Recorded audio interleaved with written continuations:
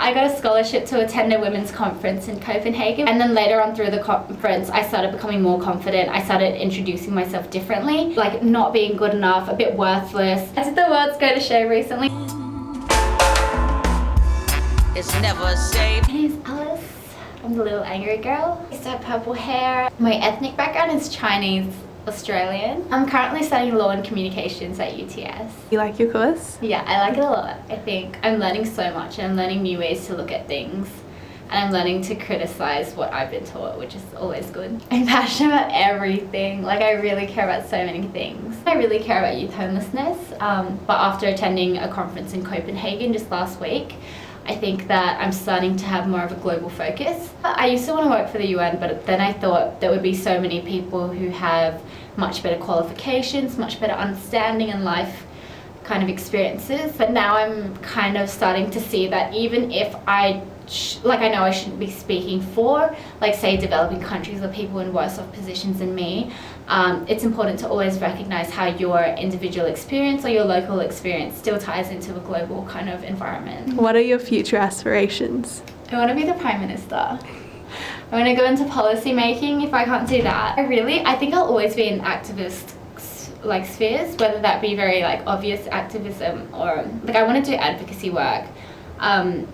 I think there needs to be a lot of reform in terms of the welfare system. In terms of what I am passionate about and also kind of like I know more about at the moment would be like domestic violence, homelessness, welfare system, education. Like I think the education system needs a lot of reform. So I would be looking at integrating those different elements. I'm really passionate about teaching people from a young age, and also mental health. All of those things kind of tie together. I'd really want to integrate that into the curriculum. Like that's kind of what I'd be looking at, or maybe just working for an NGO. I feel like I always want to be a bit creative though. I think the learning project is something that's been quite like amazing. Like I'm surprised that it's come this far. Tell us about it. So the learning project is a free tutoring program for any young people experiencing disadvantage or hardship, or they're just struggling with their motivation, like an array of issues. We really don't have really strict categories about what that entails. It's just about someone who might not have the resources or access for whatever reason, whether it be emotional, financial, social, all of those things, cultural. We pair them up with a one-on-one tutor. They get homework help, and hopefully that encourages them to stay in school, to do well, to catch up. More importantly, even though it is an academic service, it's really about looking at helping a young person control a part of their life when other parts of their life might be kind of falling apart. School is a big part of most young people's lives, and it's really hard because when school isn't going too well, you don't really feel like you have that much. Or if outside things are really taking over, you feel like school doesn't seem like such an important thing, but everyone's making it out to be this big thing. So for us, it's about early intervention, helping them feel in control, helping them feel good about themselves by using education as like a tool to do that. What other programs have you like worked on or like started up? I guess my blog, that's still something that's going. I go through periods where I write a lot, and then sometimes I don't write very much, so that's a little angry girl.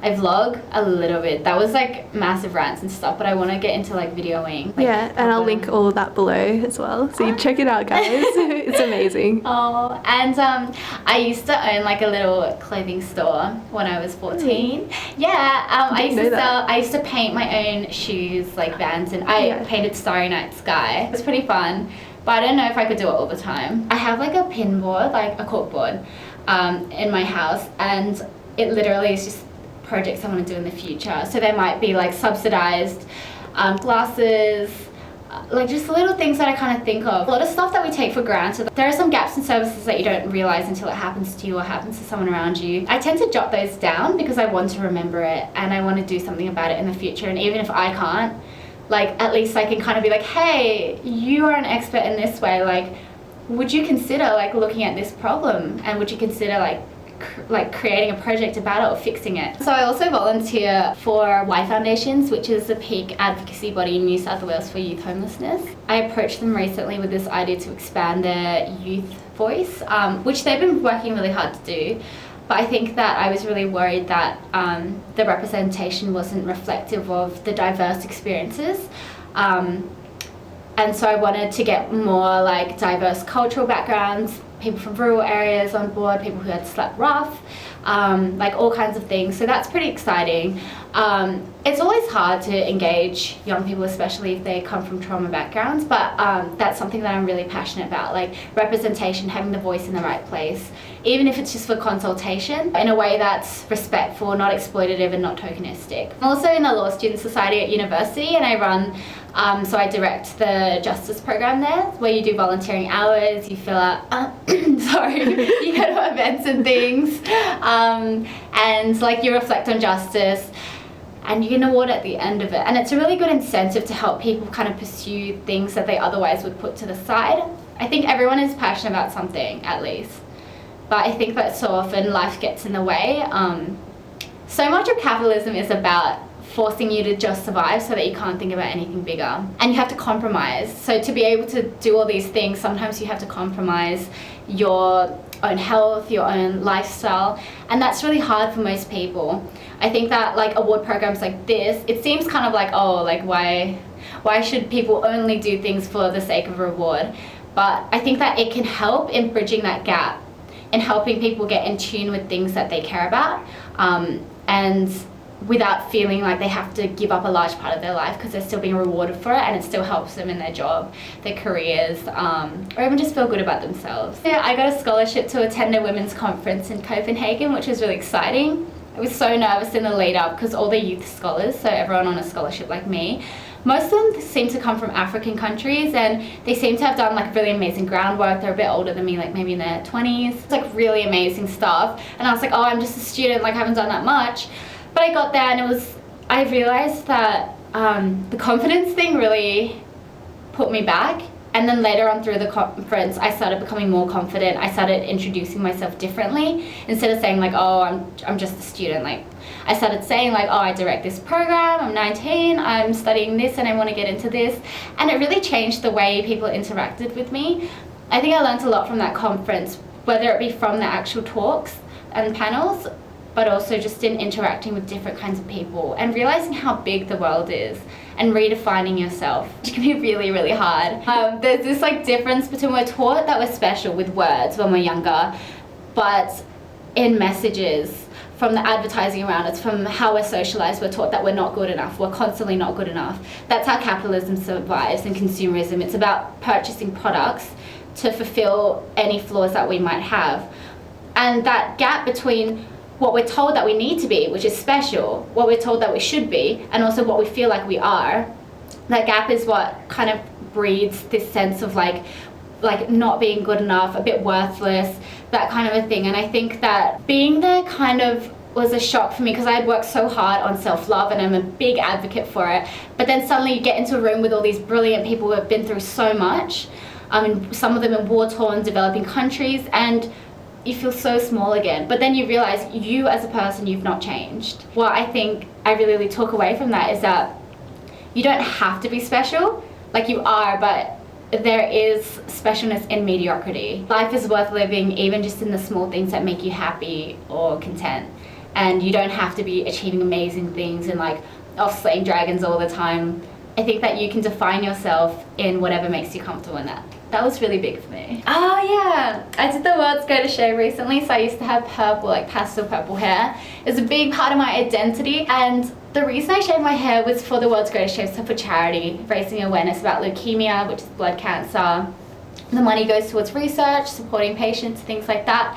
But also a large part of it was I realized that I had so much internalized racism, where I think I didn't appreciate my Asian identity, and I think I spent my whole life pushing it away from me, telling myself that, oh, I didn't like maths, oh, I don't like Asian food, oh, I'm not associated with the other. And I used to take things like banana as a compliment, yellow on the outside, white on the inside.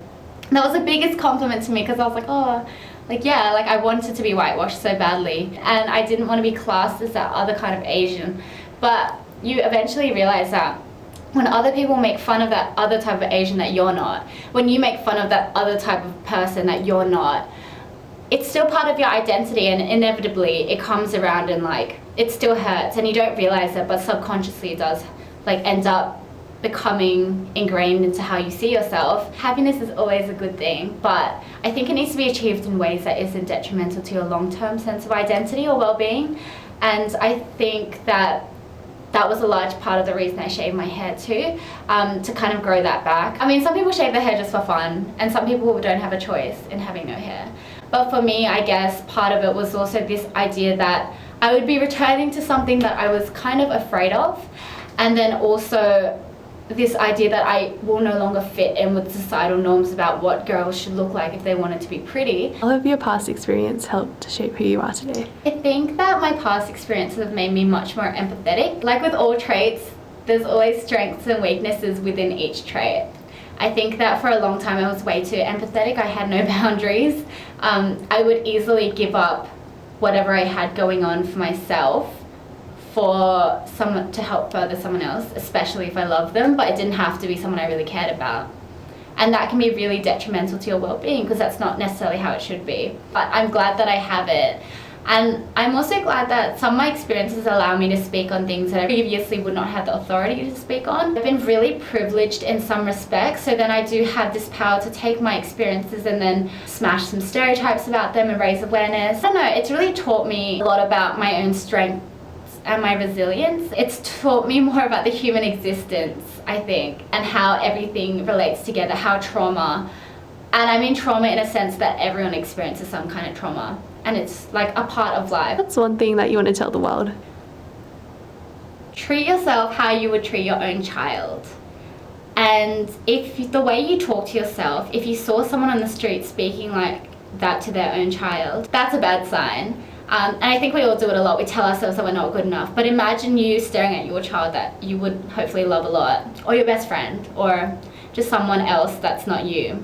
Would you tell them constantly that they're not good enough? When we say that we're not special, if we're going to apply that, we need to also apply when you love someone else, you also deserve that same kind of love. And I think too often we think of other people as so wonderful and beautiful, but yourself is like lesser. But you're not. We're always told that we're the exception, but I think that's a problem because we're not the exception. And mediocrity is okay, but we're not the exception because when bad things happen, we also tell ourselves that we're the exception.